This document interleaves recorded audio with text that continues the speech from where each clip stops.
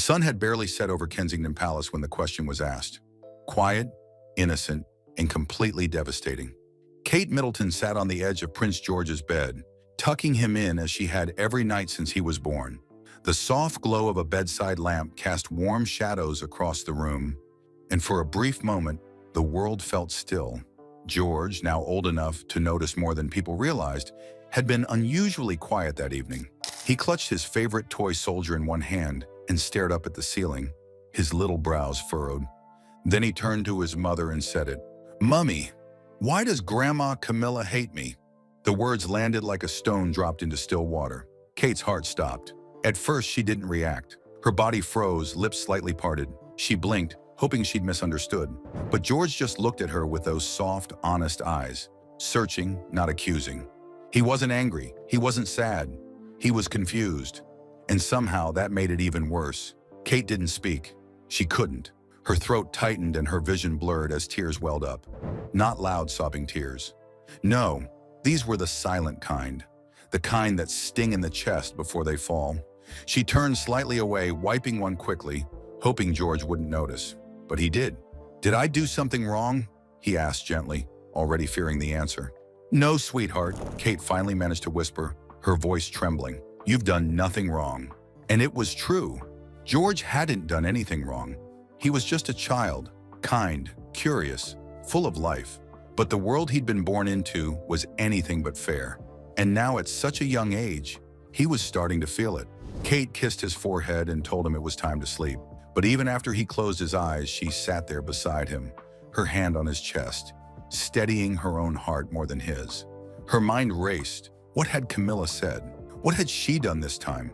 The question haunted her, not just George's, but her own.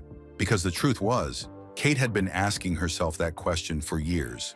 As the hallway lights dimmed and the palace fell into quiet, Kate made her way back to her room, walking slowly, carefully, trying to hold herself together.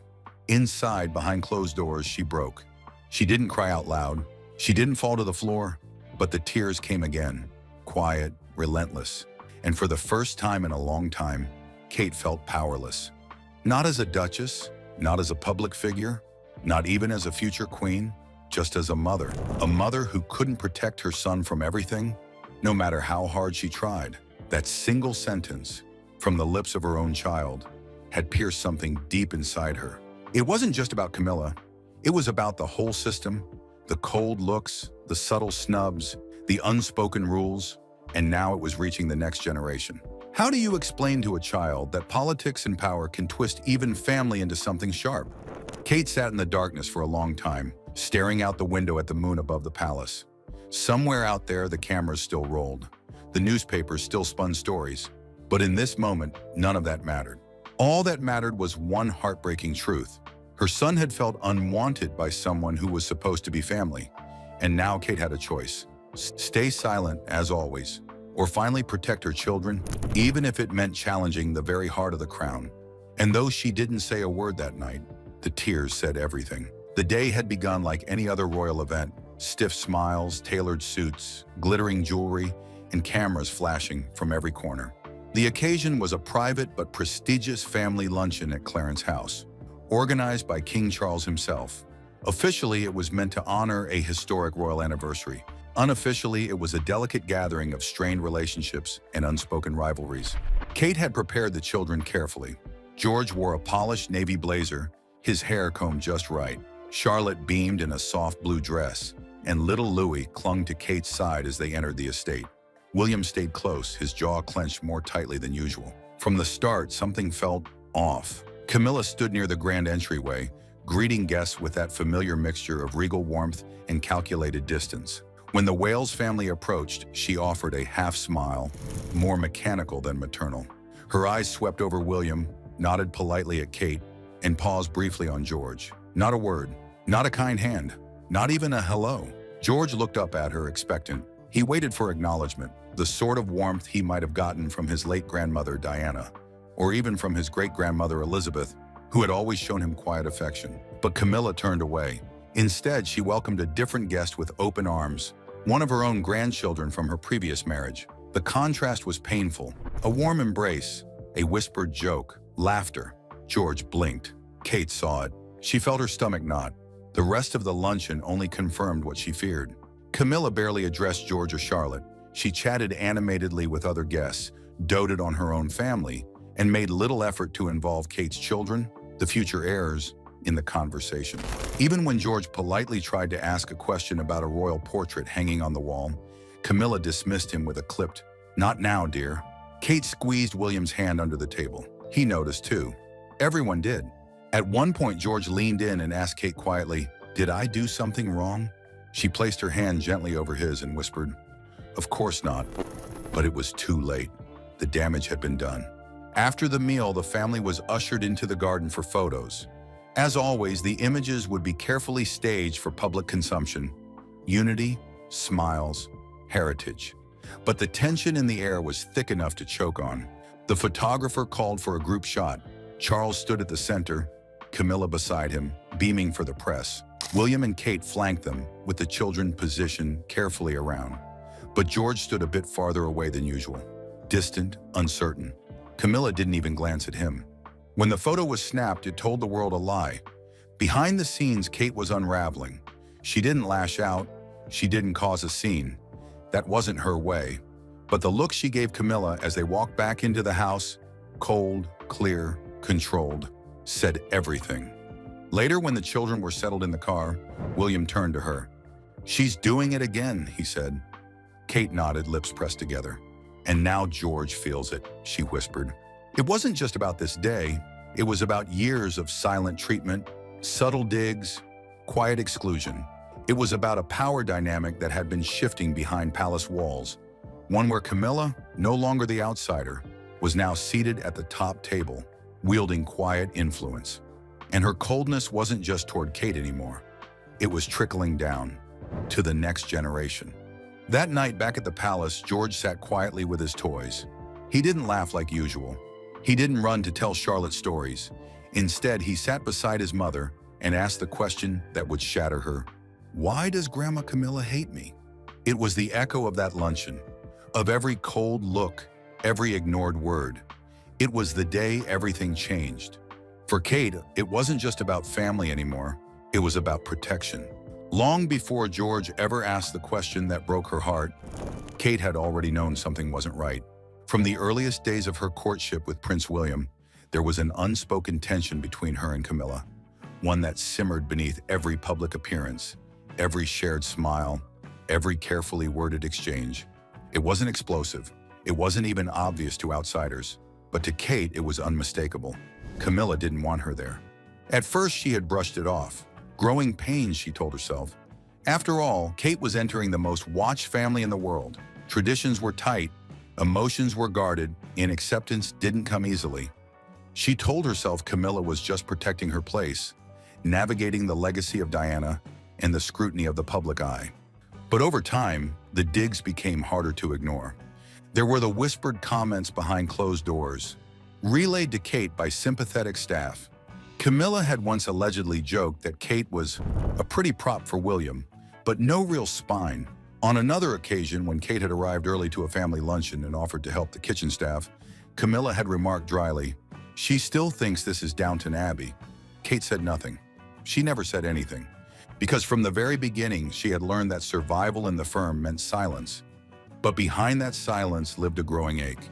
As Kate stepped deeper into royal life, taking on more engagements, more responsibility, more scrutiny, she worked tirelessly to prove herself. She studied protocols, memorized speeches, trained her smile to stay perfectly in place no matter how she was feeling inside. The British public adored her. The Queen respected her. Even the late Prince Philip had nodded in quiet approval once after a state dinner, something William said was rare. But Camilla? Still cold, still watching, still waiting for Kate to stumble. And now as a mother, Kate felt that chill more deeply than ever. Because it wasn't just about her anymore. It was about her children. She had once hoped that with time, Camilla would soften. That once George and Charlotte were born, the shared bond of grandchildren might ease the friction. But instead, it only made the divide sharper. Camilla was warm and playful with her own grandchildren, from her Parker Bowles lineage, lavishing them with stories and gifts. But when it came to Kate's children, Camilla's affection felt rehearsed, if it appeared at all. She would pose for the cameras, yes, but once the flashes faded, so did the warmth. Kate's pain wasn't loud or dramatic. It lived in the quiet spaces. The way she flinched when Camilla brushed past her in the corridor without speaking. The way she braced herself before every joint public appearance. The way she had to explain to Charlotte, again and again, why some people in the palace acted so differently when no one was watching. Her journals, and kept hidden in the bottom drawer of her dressing room, told the real story. In one entry, she had written, "I never thought being queen-in-waiting would feel so small. I am respected, yet I feel unseen. And now George is starting to see it too." Another page, "Camilla has power, not just over the crown, but over the atmosphere of every room she walks into. And when that energy turns cold, it turns everything around it cold too." Kate was known for her grace, for her composure, for her silence. But inside, she was breaking, and it was no longer just about enduring Camilla's subtle cruelty. It was about shielding her children from it. George's question had pierced something deep, but the truth was, Kate had been bleeding long before. Now it wasn't just silent pain, it was rising fire. Because a mother's silence can last only so long, Prince George has always been a gentle soul, polite, curious, and full of wonder about the world around him. From the moment he was born, the eyes of the nation were upon him. But to his family, he was simply Georgie, a boy who loved to read about knights and dragons, a boy who wanted to help carry Charlotte's backpack on her first day of school, a boy who still asked if he could sleep with his stuffed lion during thunderstorms. And like most young children, he noticed everything, even the things adults didn't think he would, especially the things adults didn't think he would. Kate had tried so hard to shield him. She kept his routine normal, private. She made sure he wasn't overwhelmed by the royal press, that he could play football in the garden and build Lego castles with his siblings. But as he grew older and began attending more family events, the mask of the royal world began to slip, and what he saw, he didn't understand. At a holiday gathering at Sandringham, George had tried to hand Camilla a homemade Christmas ornament he had made with Charlotte. It was a glitter-covered crown made of pipe cleaners and felt uneven, crooked, but full of love. Camilla glanced at it and said with a tight smile, "How festive." Then she handed it off to a butler and turned away. George stood there, ornament still in his hand, uncertain. Kate had watched from across the room, her chest tightening. She moved toward him slowly, quietly, trying not to make a scene. She knelt beside him and whispered, "It's beautiful, darling. Let's put it on our own tree at home." George nodded, but his eyes had dimmed just a little. On another occasion, a garden party in the palace courtyard, George had eagerly joined a group of children playing near the hedges. Camilla's grandchildren were there too, laughing and running. George approached them, smiling. But when one of them said, "Granny says that's not really your garden," the smile vanished. Kate had to pull George aside and calm him down, gently assuring him, "This palace belongs to all of us." But George's response was quiet, unsure. "Why would they say that? Doesn't Grandma Camilla like me?" Kate had no words, only silence. And it wasn't just Camilla's dismissive glances or frosty remarks. It was her absence where presence mattered most. At school events, when other grandparents would send warm letters or visit the school for family days, Camilla was always busy. When George performed in a short nativity play as a shepherd, nervous but proud, Camilla was the only senior royal who didn't send a card or mention it later. Not even a word, George noticed. At one point, he asked William directly, "Did I do something wrong? Why doesn't she like when I talk?" William, caught off guard, reassured him quickly, "No, not at all. She just doesn't know how to listen properly." But his voice was tight, the kind of tight that Kate knew meant barely contained fury. Despite it all, George remained polite. Sweet. He still said hello to Camilla when protocol required. He stood straight for the photos. He smiled even when the smile didn't reach his eyes. But children are intuitive, and somewhere inside, George had started to believe something he never should have had to. That love in the palace was conditional. That no matter how hard he tried to be good, or proper, or kind, there would always be some invisible line drawn between him and Camilla. And when he finally asked Kate that devastating question, "Why does Grandma Camilla hate me?" it wasn't out of rebellion, it was out of heartbreak. Because all George had ever wanted was to be loved. When Kate finally told William what George had asked, something inside him snapped. He didn't raise his voice. He didn't curse or pace or slam a fist down like some hot-headed prince from a tabloid fantasy. No, Prince William was controlled, disciplined. He had been raised to be. But the look in his eyes that night, it wasn't royal, it was raw, it was fatherly. He sat in silence for several seconds, the weight of his son's words thick in the room. Then he simply whispered, "She's gone too far." William had spent his entire adult life navigating the minefield of palace politics. He'd smiled through betrayal, bowed to protocol, played the long game. He'd accepted Camilla into the fold for the sake of unity, for his father, for the crown. But now it was personal. This wasn't just about a strained family dynamic. It was about his son, an innocent boy asking why someone in his own family didn't love him. A boy who would one day wear the crown himself, already being made to feel less than by the woman who now sat beside his grandfather on the throne. And William knew the truth. This wasn't the first time. He remembered the earlier moments. The subtle digs Camilla made about Kate's common background, whispered behind fans and wine glasses at early receptions.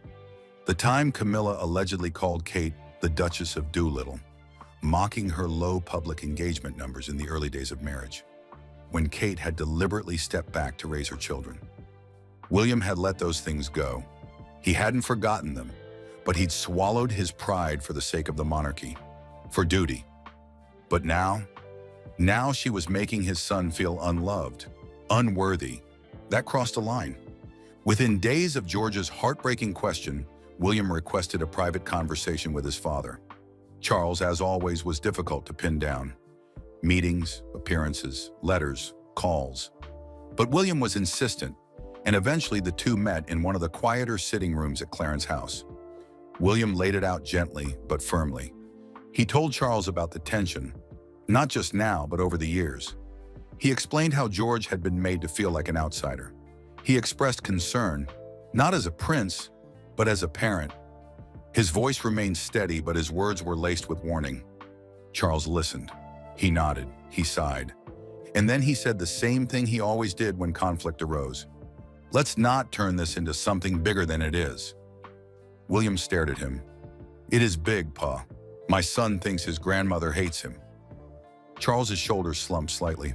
He didn't defend Camilla outright. He never did. Not in so many words. But he shifted, uncomfortable, as if pulled between two worlds. "She's under pressure too, William.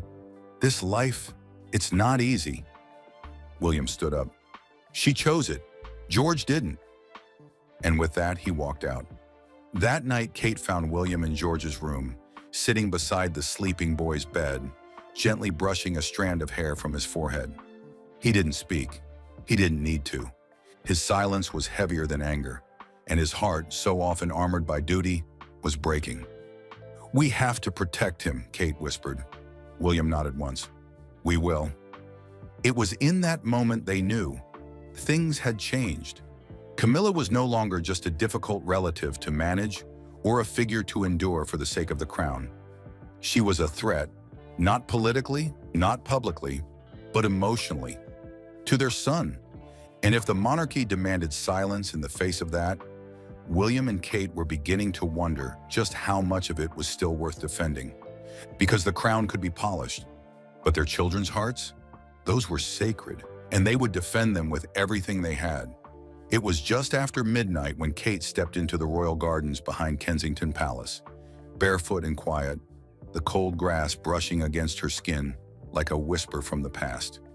She had slipped out of bed without waking William. She didn't want him to see her like this.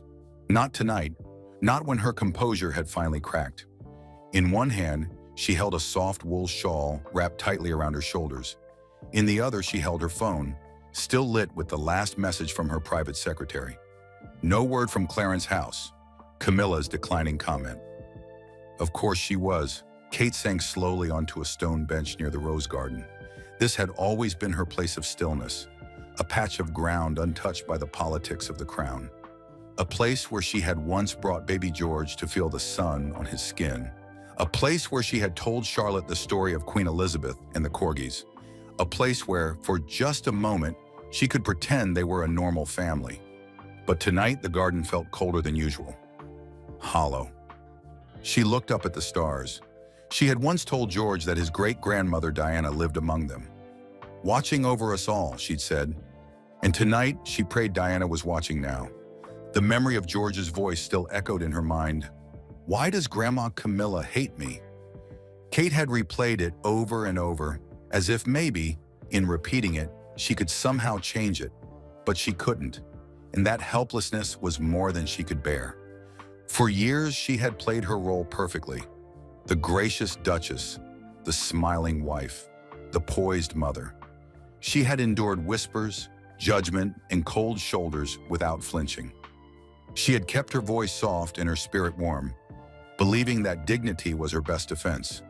But now her own son was hurting, and not from a playground scuffle or schoolyard teasing, but from within their own family. And that broke something inside her. Kate pulled out a small, leather-bound journal from under the shawl, one she kept hidden from the press, the staff, even the palace archivists. A personal journal. Honest, sacred. She opened to a fresh page and began to write, her hands shaking. "Tonight I feel like a failure. Not as a duchess, not as a royal, but as a mother. George is asking questions I never wanted him to ask. He's feeling pain I never wanted him to feel. And the cruelty isn't coming from strangers. It's coming from someone who's supposed to love him." The ink blurred as a tear dropped onto the page. "I don't want a war inside this family, but I can't stay silent if silence costs my children their sense of worth. I see now what Diana must have felt. Not just the loneliness, but the fury that comes when you know your child might suffer at the hands of those who smile for cameras." She paused, staring at the words. Then she wrote one final sentence. "I will not let history repeat itself." Just as she closed the journal, a gentle breeze passed through the garden, rustling the petals of the roses behind her. For a moment, she imagined Diana was there, standing beside her in the darkness, not as a shadow of the past, but as a guide. She imagined what Diana might say, and the words came to her like a whisper. "Protect them, even if it means standing alone." Kate stood slowly, pressing the journal to her chest. Her tears had stopped, but something else had taken their place. Resolve. No more hiding behind smiles. No more tolerating what she could not explain to her children. Camilla may have power, but Kate had something stronger, a mother's promise. And from that moment forward, she would keep it, at any cost. The next morning, the royal family stepped out onto the palace balcony. All smiles, all tradition. Crowds cheered, flags waved, and the cameras clicked endlessly. Kate stood beside William, her posture graceful, her smile practiced. George and Charlotte waved to the crowd, their small hands rising in perfect rhythm with the cheers below. Camilla stood nearby, poised as always, her expression calm, unreadable. To the world, it was the picture of unity. But inside, Kate knew better. Behind the pearls and polished shoes was a battlefield, one not fought with words or weapons, but with silences, glances, and carefully measured cruelty. And the war wasn't over land or legacy. It was over hearts. Over what kind of future her children would inherit. Over what kind of grandmother they would remember. As they returned inside, away from the flashing lights, Kate glanced at George. He looked up at her, unsure, not of the cameras, but of the woman who had stood so close to him on that balcony. Camilla had said nothing to him again. Not even a simple, "Well done, George." Kate took his hand gently and gave it a reassuring squeeze. George smiled faintly, but she could see the questions still flickering behind his eyes.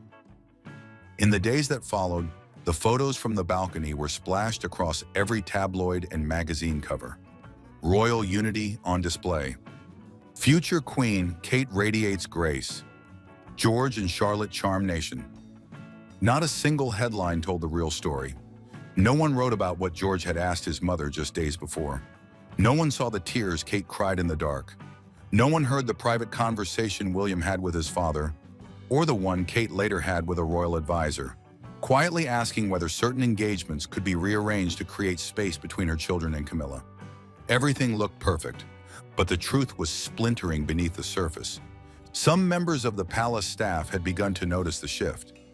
Kate's requests were firmer now, her tone less accommodating.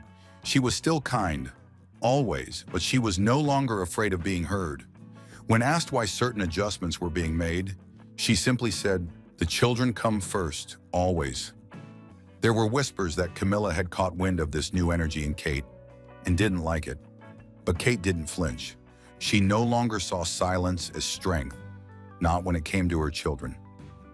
One night, while tucking George into bed again, she sat beside him and whispered softly, "There are people in the world who love deeply, and others who don't know how to show love properly." George looked up at her. "But why me?" Kate kissed his forehead, tears stinging her eyes once more. "There's nothing wrong with you, Georgie. You're brilliant. You're kind. You're everything you're meant to be. Never let anyone make you feel otherwise, not even family." He nodded slowly, eyes wide and thoughtful. Then he wrapped his arms around her, small but fierce. It was in that moment she knew. She couldn't control how others treated her children, but she could teach them to recognize their worth, to find strength in truth, to never let coldness take root in their hearts the way it had in others. And as she turned off the light and closed his door for the night, she made a silent vow, the same one she had written in her journal days before. "I will not let history repeat itself." Because Kate Middleton was more than a duchess, more than a future queen. She was a mother, and a mother remembers, a mother protects. Even if the world keeps pretending everything is fine, even if the cameras never catch the cracks, because behind the walls of the palace, where whispers grow louder than cheers, one truth remains. The crown may be worn with diamonds, but it's the quiet strength of a mother's love that holds the kingdom together.